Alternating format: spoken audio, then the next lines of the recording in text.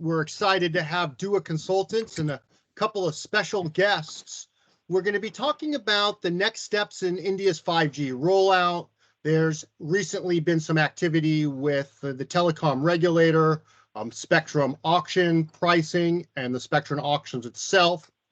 But we're also excited to use today's event as an opportunity to launch a quarterly telecom series. And we're going to be working with DUA Consultants to have a periodic conversation so that we can track important issues in India's telecom environment and how it relates to the United States, and also use this ongoing series as a way to pull forward important conversations. And hopefully by the end of the year, we will have one or two of these sessions in person so we can continue the conversation. Today, I am really pleased to announce or share with you that we have Dr. Gulshan Rai. Dr. Gulshan Rai is the former National Cybersecurity Coordinator and a true expert. We also have his team from DUA Consultants, Meera Krishnan, Ravi Oberoi, and Brajendra Singhal, and others and experts as well. And we also have Amit Kushwaha from AT&T and Priya, if you're on the line from Verizon. We want to have a conversation around 5G in India and going forward. May I ask folks, just in some housekeeping, when you're not speaking, if we can go off video so that we can save bandwidth. And again, if you're not speaking, please go ahead and mute yourself to prevent background noise. With that, Meera, I want to hand it over to you to say a few words about DUA Consultants and your idea around the quarterly telecom series, and then we'll hand it over to Gulshan Rai for some opening remarks. Thank you, Jay. First, let me just quickly take you through DUA Consulting. We are a broad spectrum consulting firm, and we look at specific verticals, which is one is, of course, technology and telecom is something that we work on. Because we have two experts apart from, from Gulshan Rai, there is Mr. Singhal, who is also he's in fact known as the father of telecom, and he continues to advise us also. And we, as a broad spectrum thing, we also look at sectors like healthcare, and medical devices, and a whole logistics, supply chain. All of that is also part of our, what we do. And our consulting is really in two parts. One is the public affairs, advocacy, regulatory, and compliance. That is one. And the second is, of course, we also do management, true management consulting. So that is really a bit about us. And we operate out of an office in Delhi. Thank you very much. And with that, if we can turn it over to Dr. Rai and Brajendra Singhal, just for some opening remarks, sort of the status of where we are in 5G. There's been a lot of activity, there's a lot of excitement, and if you could just sort of help us level set of where we are, and then we'll start the conversation. Over to you. You're on mute, Dr. Rai. There you go. Thank you, Jay. Are you able to hear me? Yes, we are able to hear you, sir. Thank you, Jay. And I express my gratitude to you, USIBC, for inviting me and interacting with my friends from the telecom sector and other connected sectors there. I have a dual role. I am on the board of the USIBC, as well as I'm a senior advisor with DUA. So I have a dual role, and I'm here in both the capacities there. Friends, I will give just a background that, if you look at how the digital transformation is happening there are about 9 technologies which are emerging to be very, very important for the digital transformation, the so-called the Web 3.0, which is taking place, and transformation has already started there. The future connectivity, future network next generation network is one of the most important, the 9 technologies which is said to be necessary and essential for the digital transformation. Now we require a huge bandwidth in terms of 1G, 2G, 3G, and 4G. 4G bandwidth, what we get in India vis-a-vis what standard, there are two different issues are there. But today, the kind of application we write, we access, or the kind of a data we send it, we require higher bandwidth. And that is where the next generation communication network comes up there. Not only the higher bandwidth, but today we require a seamless connectivity from a mobile phone to laptop to larger computer or any devices. So we need to connect devices. Today we are moving on an IoT kind of a thing in a Web 3.0 kind of environment where we need a seamless and homogeneous connectivity at a high bandwidth. And that is what we require, the next generation communication with a high bandwidth, and of the minimum you must get minimum you must get 10 megabits on a device there if you want to do those applications which are now emerging, which are getting implemented as a part of the digital transformation. 5G is a step right in the directions there. We had our journey for the 1G, 2G, 3G, and 4G has been pretty long. Today in the country, we have 4G VoLTE largely working there. In the different parts of the country, 4G VoLTE and every service provider has implemented. But that 4G VoLTE also has happened over a period of a time. There has been a lot of gap in that area there. But when we go to the 5G area, we require a altogether different kind of infrastructure. The nature of the architecture, nature of the call technology, everything is going to change there. And that results in all the issues which we are now discussing today.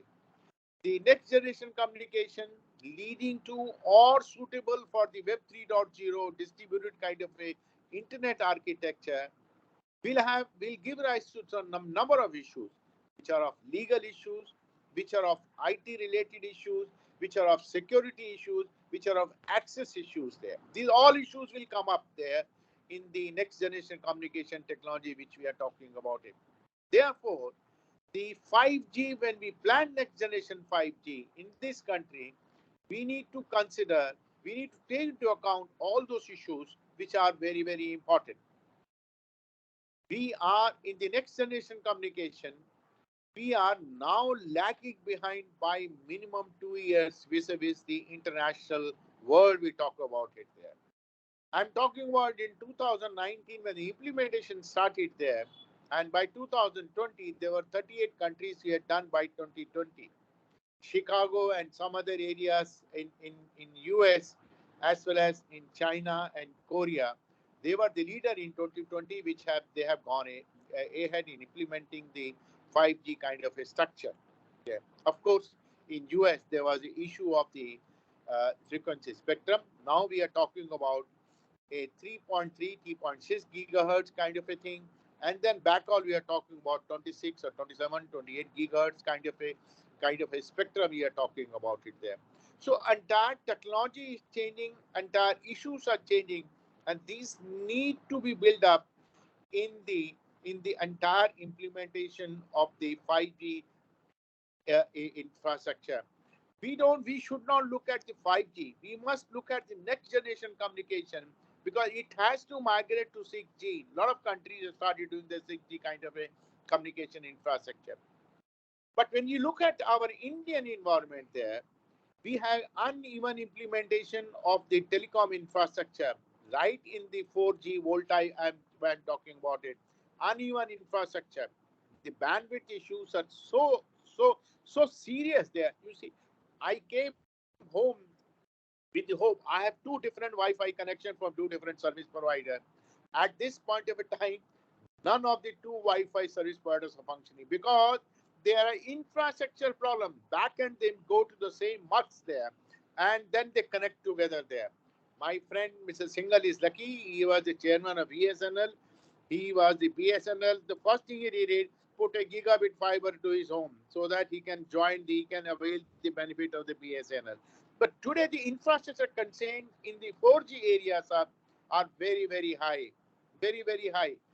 When you go to the 5G, you have a different kind of a BTS, different kind of a devices, and we are all talking about a cloud of the remote access network, which is the BTS there. The bandwidth we are talking about high. Certainly, whatever bandwidth we get in India will be a order of magnitude than the bandwidth we get on a 4G voltaic kind of a network there. It has its own issues. That means the fiber issues, we need to lay down the fiber right up to the BTS or the cloud of the kind of a remote access network there. So there are different issues there, different infrastructure concerns. I think we can discuss those issues sometime. I would be very happy to make a 5G kind of a presentation to the service provider. So what kind of a issue constraint they are going to face in implementation. But today we Okay. are here to discuss the recommendations of the TRAI, and then and those recommendations, the relevance of that, and the kind of a background again. We need to look at the recommendations of TRAI in light of the existing conditions in the country. There are three issues which bothers every service provider and which are important to the implementation as well as the consumer. The first condition is, or first thing is requirement is infrastructure. We talk about it. The existing infrastructure, how much it will be reusable? That's a question there. It's a question there. I said you need to be all BTS structures are different. You have to take a fiber. Backend infrastructure will be totally different. So how much existing infrastructure will be useful is a question mark there. And that is why many of the countries until today, we, we have implemented a kind of a NSA kind of a infrastructure there, and SA, standalone, non-standalone infrastructure. Those are the two categories has come up because of the infrastructure issues, whether we can leverage the existing or not leverage the infrastructure, and also the setting up the 5G kind of a communication network. So one is the infrastructure, which incurs a heavy cost. Second issue is the spectrum which we get it.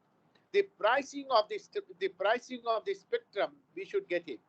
The TRA recommendations have made a number of issues. They have the number of recommendations they have made in their recommendations there.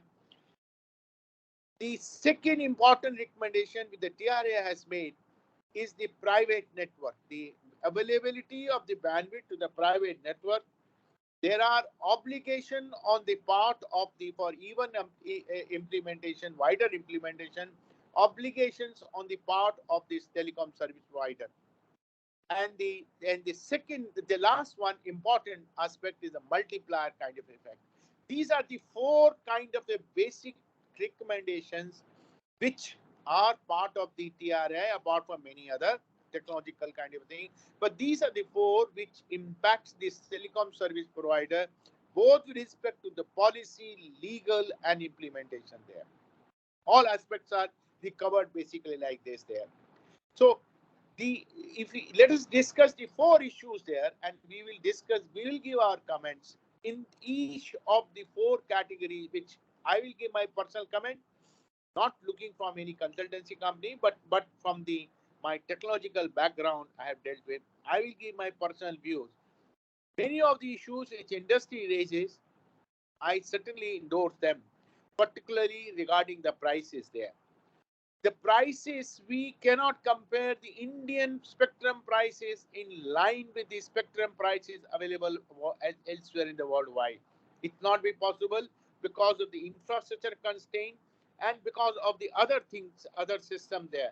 Our necessity, our economy has gone up because the 2G spectrum, 3G spectrum, and the 4G spectrum was priced very economically. That's why we could penetrate the mobile phone in the country.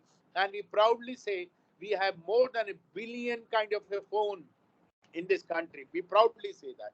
So if the next generation communication is a necessity, we can't say is a luxury, is a necessity there. the government need to look at the next generation spectrum also, or the network, in that kind of a necessity, and we need to price the entire spectrum.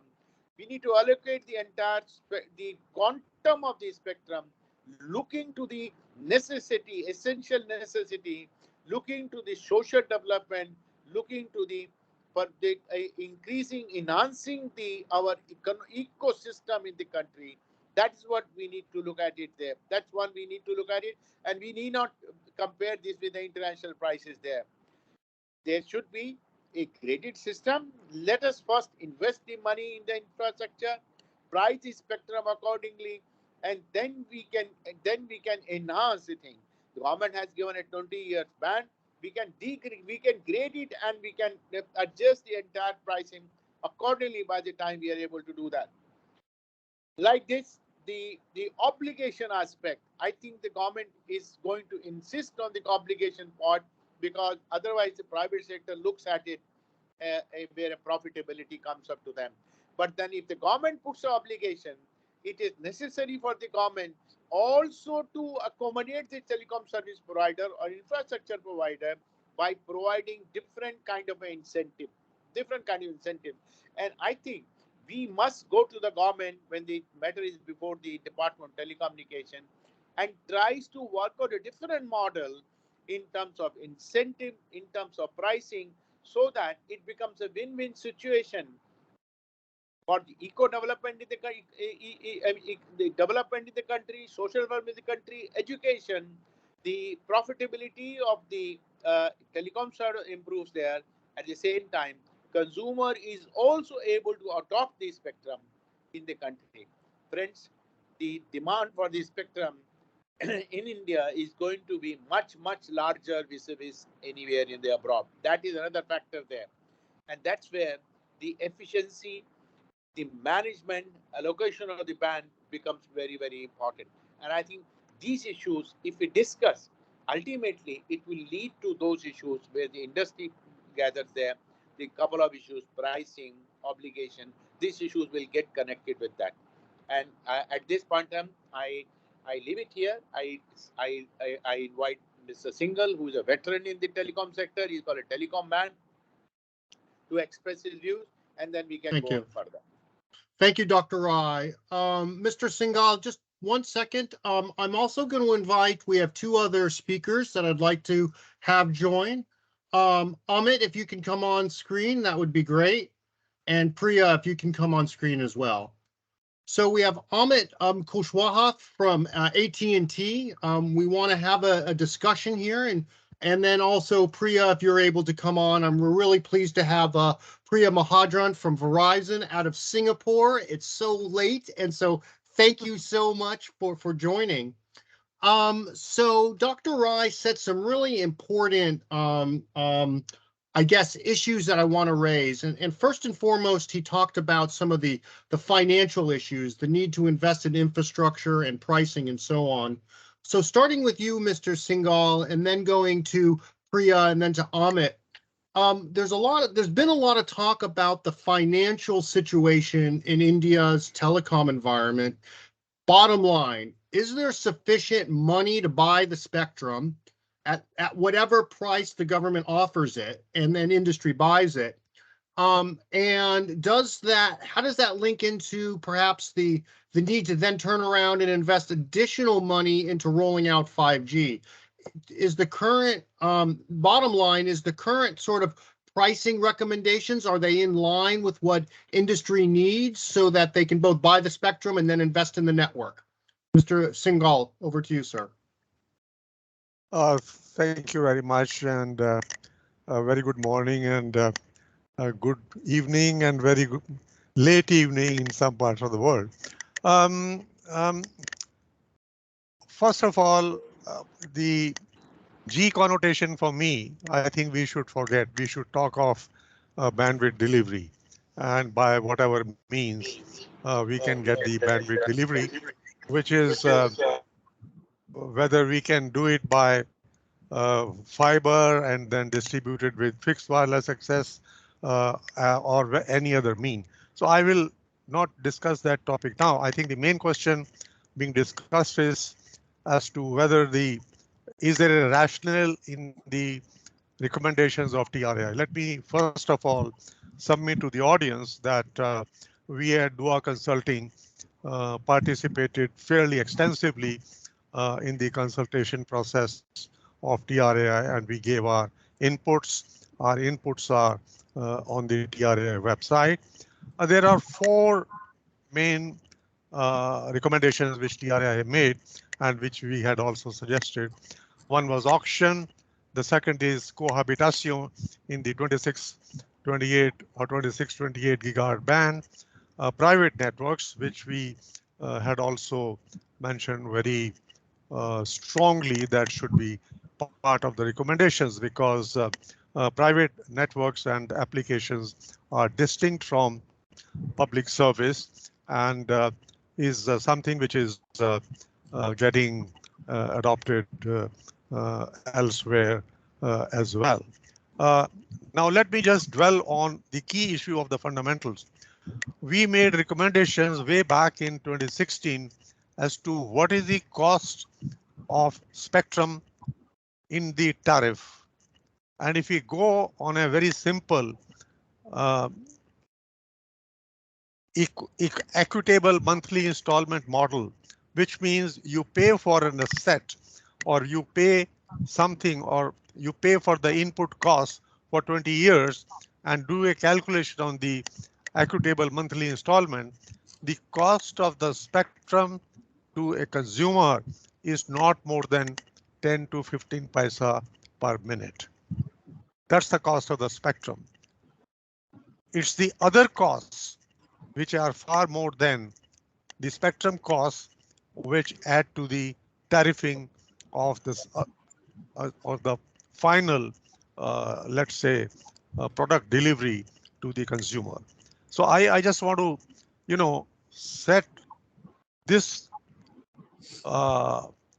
notion that the government is being greedy in collecting the money upfront. You see, when the spectrum was sold at 7,000 crores in 2001, at that time also, the customer base was barely 500 million consumers, not more than that.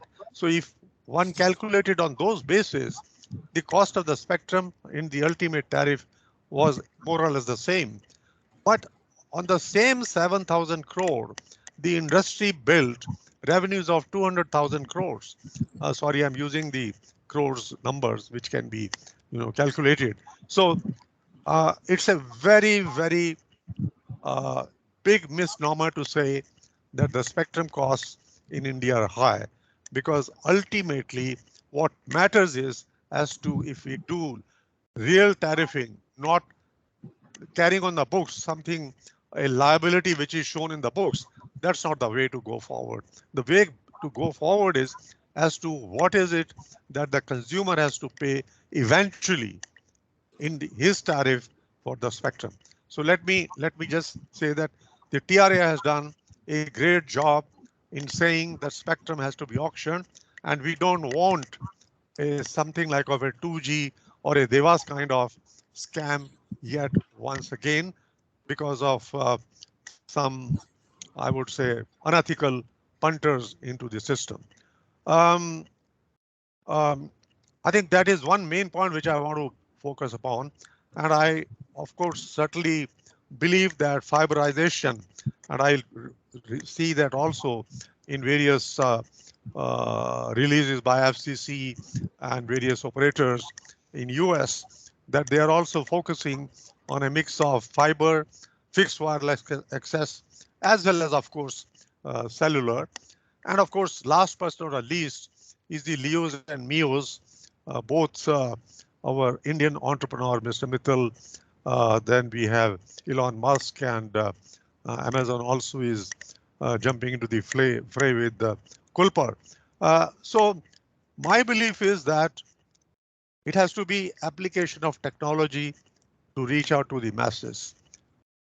It may be difficult for the fiber and cellular to be at Atal Tunnel. Yes, accepted. Only the LEOs or MEOs or GEOs, the old workhorses, would only deliver bandwidth there. So we shouldn't be averse to any application of technology. So what we are saying is the regulation has to be such that you could use technology to provide the customer the bandwidth which is needed. And we should forget this G syndrome because that connotes a cellular migration from 5G to 2G to 3G to 4G.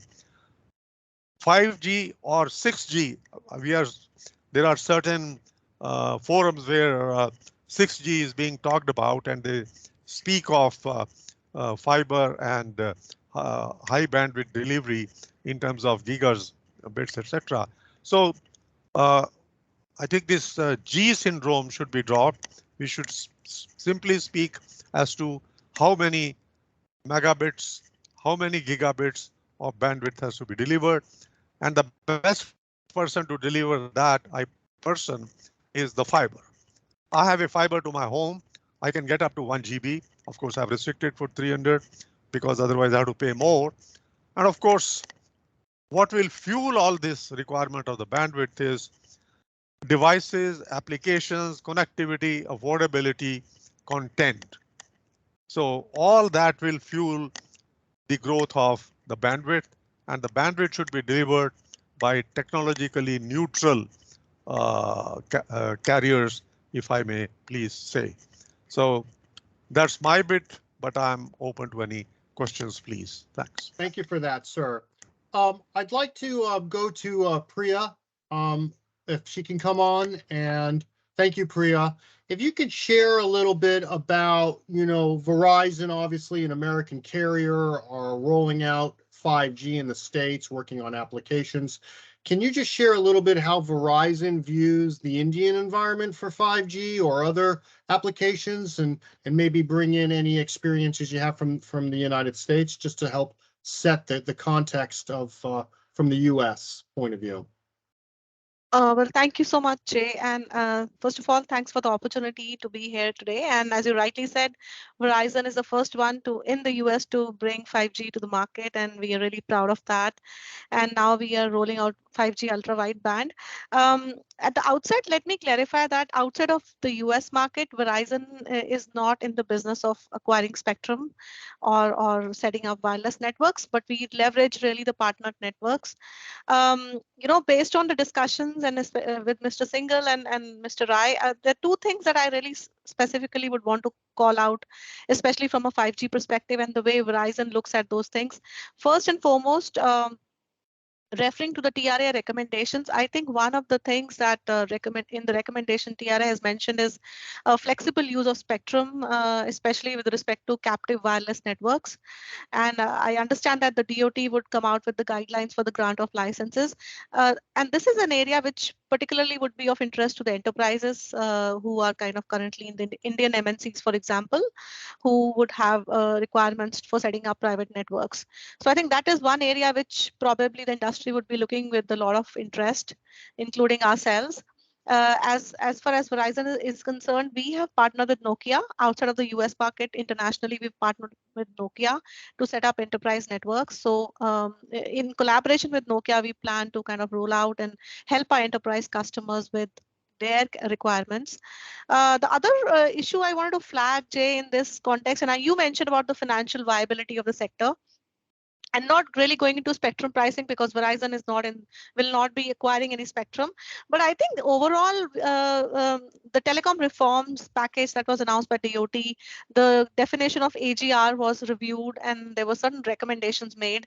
The industry is still seeking a lot of clarification on what constitutes non-telecom revenue and what can be deducted from there. So I think that's one area where we as a group should really work and get the necessary clarity from the government, because this will really go a long way in making sure that the industry has the necessary incentive to continue to innovate and invest in the market. So those would be my two really high-level comments, and I'm happy to contribute more, Jay. Back to you. Thank you very much. Turning over to you, Amit, there's been a lot of conversation so far about the private networks. I'd be interested in your high-level thoughts on the TRI recommendations and where India is going, but also when we talk about private networks, these are really the applications that we're talking about, whether it's a factory or an airport or a fairgrounds, right? And how 5G might be different than traditional cellular technology in the sense that there might be some customization based on a particular application in a particular geography or a particular setting. So if you can provide your high-level thoughts on, India 5G overall, and then maybe provide a little bit more about this applications piece, I think that would be very helpful. Thanks, Jay. I think coming on to India piece, I have observed India very closely by being in Bharti Airtel for 11, 12 years in my previous role. However, having said that, I think that there are two main challenges. I think if we go by when 5G will happen in India or whenever it's happening. First is deployments, ease of deployment, and second is monetization. I think Mr. Gulshan Rai has already communicated the challenges there in deployment. Is the present infrastructure ready to accommodate the 5G? Whether we have the right amount of fiber, whether we have the right amount of backhaul spectrum, be it E or V band. I think those are the challenges that are there, which needs to be sorted out as quickly as possible.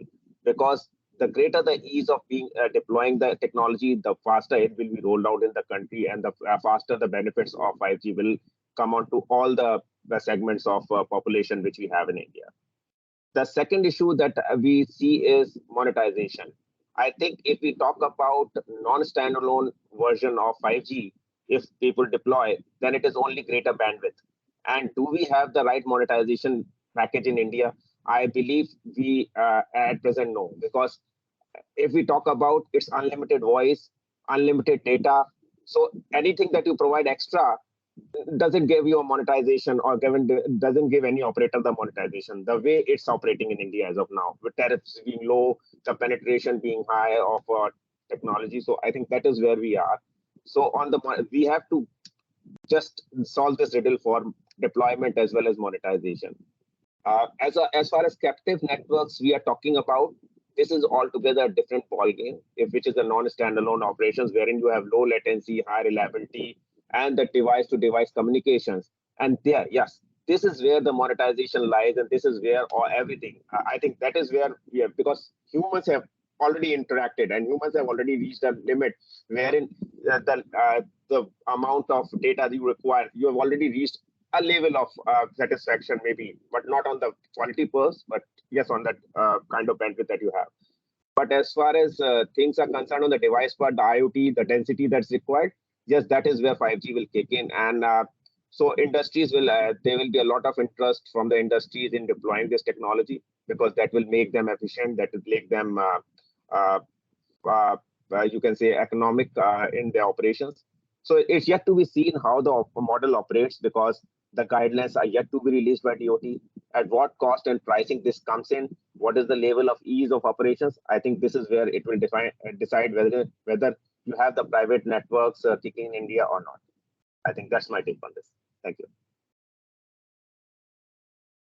Wonderful, thank you. So my next question is actually for all of our speakers. So in the United States and in these circles, there's a lot of talk about the Open RAN network and the software element versus this more traditional proprietary hardware. So, in a very sort of poignant way, to O-RAN or to not O-RAN. And maybe if we can start with the two American carriers to sort of share their thinking about O-RAN, and then would love our Indian counterparts, Dr. Rai and Mr. Singhal, to sort of share on O-RAN as well. So Amit, over to you first, and then Priya, and then our Indian counterparts, please. Thanks. We are professing Open RAN, and that we have been doing. However, coming on to the technology, I think it is yet to mature. We are not seeing any very live networks which have actually come live in Open RAN, because Open RAN is all about having all the bits and pieces from different vendors. So it's kind of, you communicate within two devices in a language which is common to them. and not proprietary. I think this is where the entire thing is lying, and they are yet to come up. But seeing that this all have to be deployed very fast and in a very short amount of time, I don't know whether we will be any Indian carrier will be able to go to Open RAN straight away while they are deploying it. Thank you. Priya, would you have a position on that you'd like to share? Absolutely. So I think from a Verizon perspective, we are very clear. We support Open RAN, and we have been supporting the technological and commercial benefits that come with Open RAN. But I think from a policy perspective, we have a messaging that's very clear that we support the development of Open RAN technology. We are a leader in Open RAN Alliance and a founding member of the coalition. At the same time, we also have been urging the government support for Open RAN through R&D funding, through trials and pilot projects. So that's something we have been encouraging the governments. What we really don't support is the government setting standards for ORAN. I think that's something we would kind of moving away from establishing any mandates requiring the operators to deploy Open RAN. So that's what Verizon's position would be.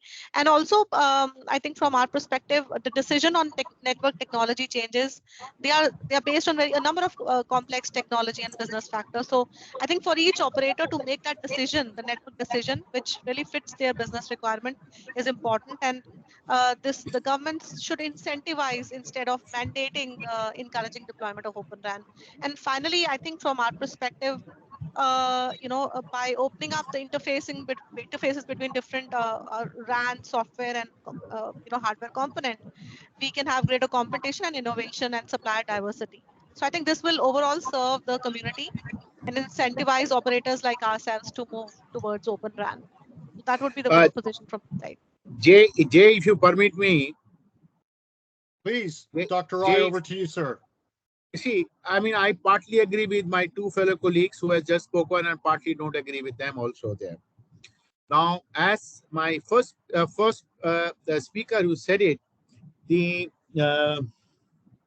Kushwa, Amit, as Amit said it there, see, today there are so many technological constraints are there.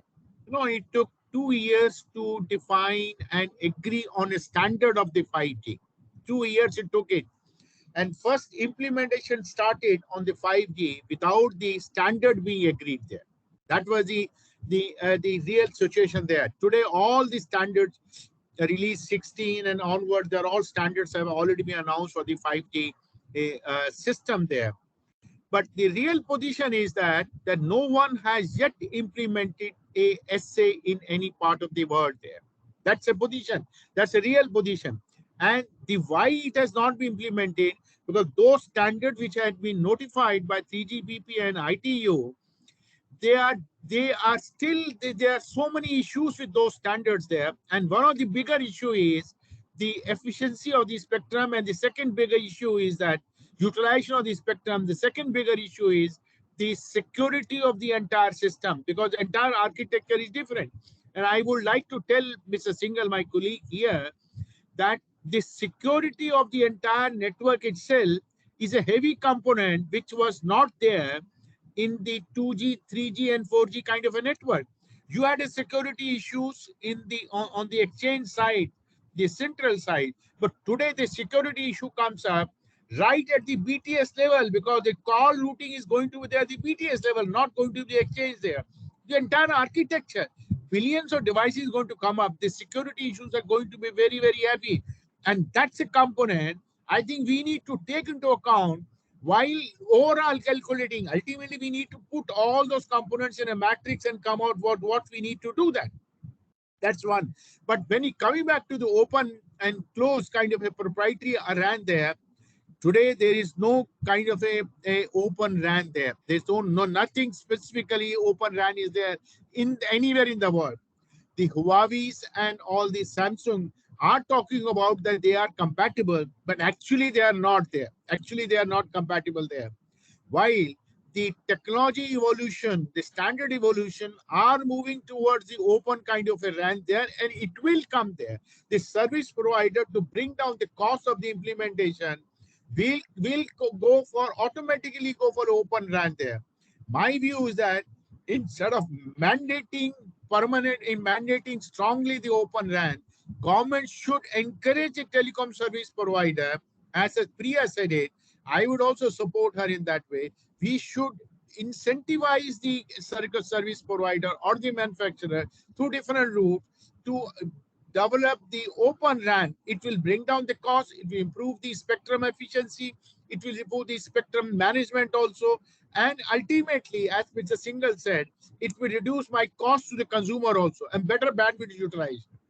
We should not force the Open RAN at this point of time because it doesn't exist. We should encourage the service provider, technology developer, equipment developer to go for Open RAN there. And that is a trend. It will come automatically. Thank you very much. Those are very poignant comments. Mr. Singhal, over to you on your thoughts about additional points about, open or closed networks, and then the radio RAN piece. You're on mute, sir. My apologies. My views are very clear that we should only adopt a tried and tested technology. And if Open RAN, for example, as Mr. Kushwaha and Ms. Mahajan mentioned, is being developed in US or being tried and tested, let's take that as some sort of bench testing in India as well, so that it can be adopted. Because my belief is that it's only volumes which will create that virtuous circle of cost delivery to the consumer. And we should not rush into something which is not yet, first of all, tried and tested, and second, is not universally adopted, because that's going to create chaos if we buy something which has not been tried, tested, and universally accepted. I quite see the merit in what Mr. Kushwaha and Ms. Mahajan mentioned. So for our viewers or listeners in India, it's very important that whatever technology they adopt, whether it is Open RAN, tried and tested, or any other technology, they should be very careful. Having said that, I think what we are missing or what we need to discuss is there is this thirst for bandwidth, which is now evolving, which is now growing. How by other means can we provide this bandwidth? I give an example. As a matter of fact, the cellular operators today who are bending backwards to provide 5G are also openly sending me text messages every day, use Wi-Fi calling, which means they don't trust even their 4G BTSs. I get the 10 messages every day from all the service providers, use Wi-Fi calling or use Volt calling. The other day I had my operator in my complex and said, sir, why don't you use Volt? And he connected me to the internet and said, use Volt. Why do you depend on 4G, etc. And I get good bandwidth on Volt or on Wi-Fi. I'm getting 30 MB on this device, and at times I can get even 70 MB on this iPhone of mine. So what I'm trying to say is, while the Open RAN development takes place, why not we also look at technologies which can deliver bandwidth to the bandwidth hungry consumer, and especially as mentioned in the case of enterprises and the private networks. I don't know why the industry is not picking up on that part.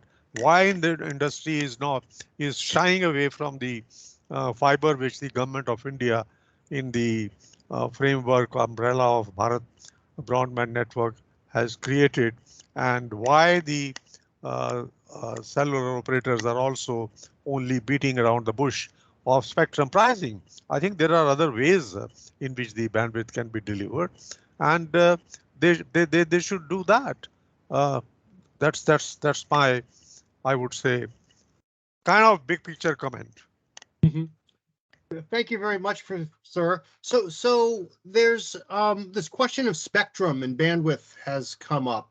One of the issues that we have seen in the United States is vacating spectrum that was previously used by satellite operators.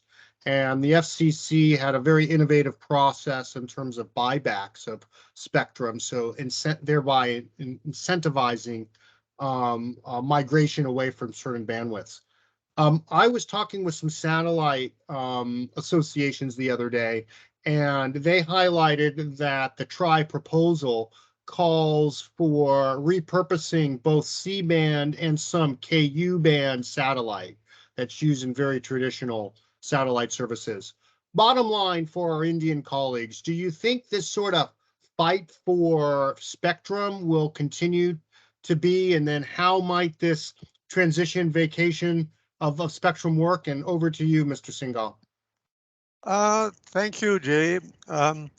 Look, I have been in this game for now close to 50 years, and this fight for spectrum for satellite and terrestrial system has been there ever since technological evolution of satellite communications and microwave terrestrial communications took place. And to be very honest, they have coexisted.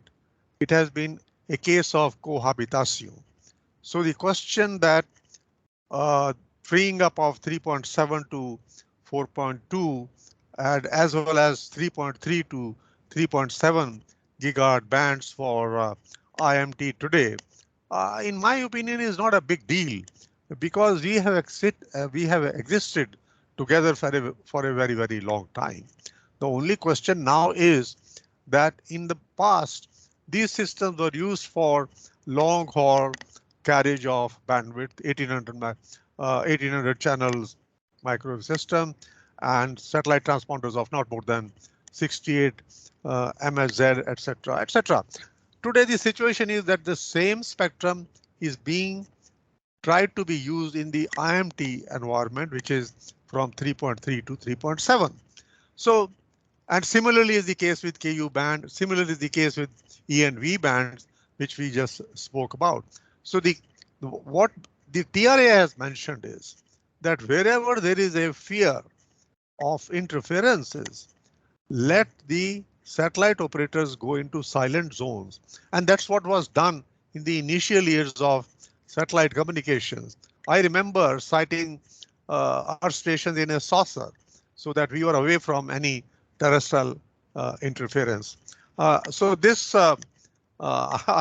creating a scarecrow or a wolf cry as to what will happen to satellite services, I think is a bit overhyped, misplaced.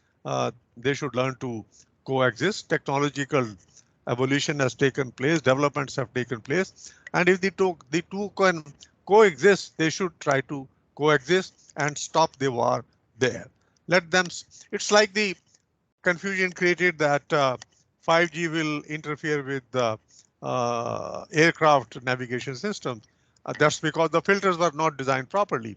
So this is always a question of, okay, let's try out, and if we can get something out of it, good. My advice is that, or my view is not advice, my view is that cohabitation, coexistence is the way forward. And that's what we should, I think, accept and move on. Wonderful, thank you. I want to make sure that our members have an opportunity to raise any questions. Hi, hello, Ed. Thank you for joining.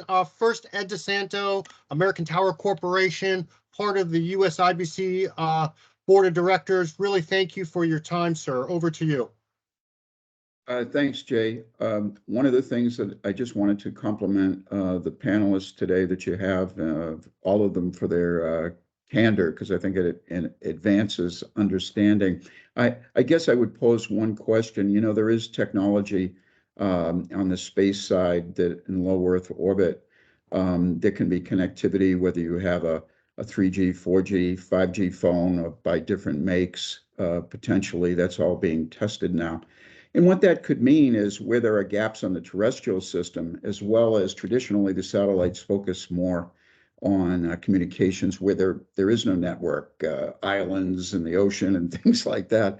Do you think that there could be a commercial arrangement across carriers of different nations where you could have some kind of broader sharing arrangement so that you can actually better connect the temporarily terrestrially unconnected and kind of deal a bit with a digital divide, at least to a certain level of service, which based on the technology seems like it's getting better and better, even from low Earth orbit. So I think maybe our Indian guest would be the best to think about that, given the expansive territory of India, to try to cover some pretty tough terrain. Thank you, Ed. That's a great question. So the question is sort of the interconnection between the terrestrial and the cellular work. Go ahead, Mr. Singhal.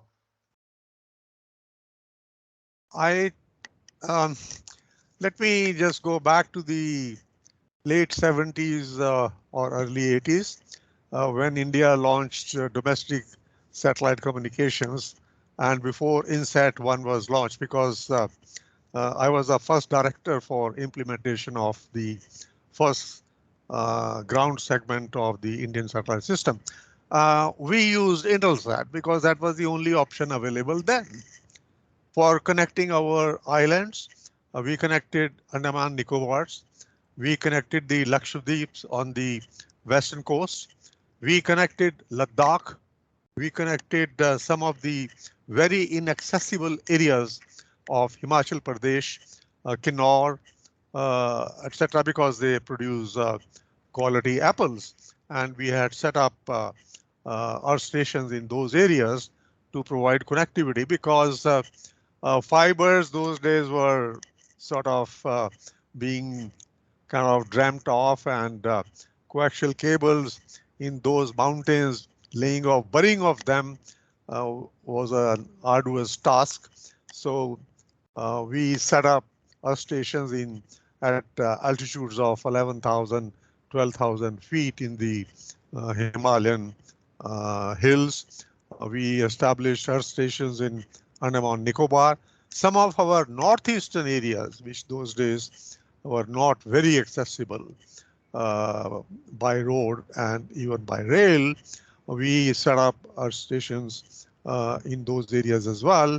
To name a few, we set up our station in Shillong and Tezpur, and Nagaland was a little bit difficult, but we managed to get there. So I think in response to the question, yes, indeed, the world has become a little more complicated because there are so many satellite, let's say, bandwidth providers. So there's a kind of tussle fight, who first, whether he's Indian or not. But those days it was simple Intelsat, and of course for ship-to-shore communication, Inmarsat, where I was there for about 10 years. I was board of governors for India at Intelsat for about 7 years. So I used to be in Washington every quarter. So I think the question is very relevant, and we should use, as I said, we should apply technology to reach out to masses or to terrains, hostile or otherwise, to provide connectivity, because connectivity is the key to the economic growth, and it adds 3, 4, 5%. Pick any number to the GDP of the country. Thank you for that. And thank you, Ed, for raising that important question. I do have to say, in other conversations, I have noted that Intelsat was privatized in 2000, so 22 years ago. And today, India has one of the largest satellite constellations still owned, operated, and regulated by the government. So take that comment for what it may or may not mean. Maybe back to the future. Thank you. We have the conversation is coming to a close, but I want to raise and ask Amit and Priya, if you were to have us organize another conversation on 5G, what would your preferred topic be? Hi Jay, this is Priya here.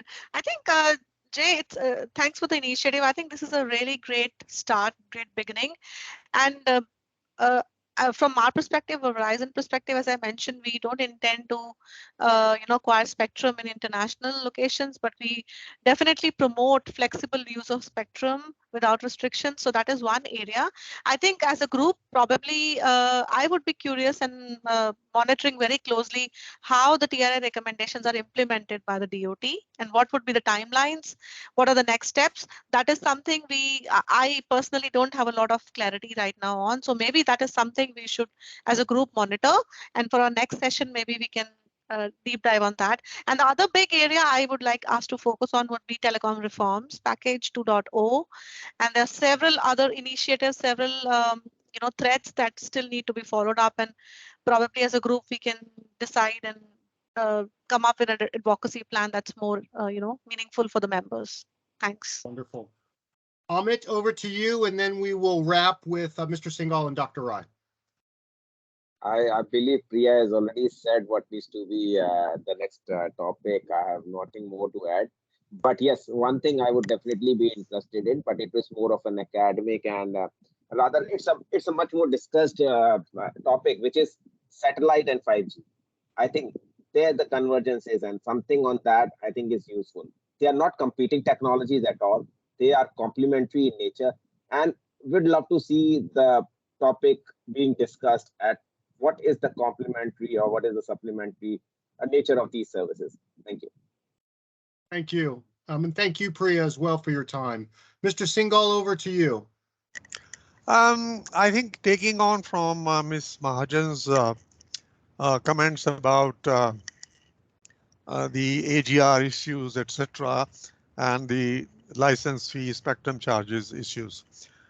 To my mind, the government to levy the success of the industry in perpetuity at 30% is a little bit obscene.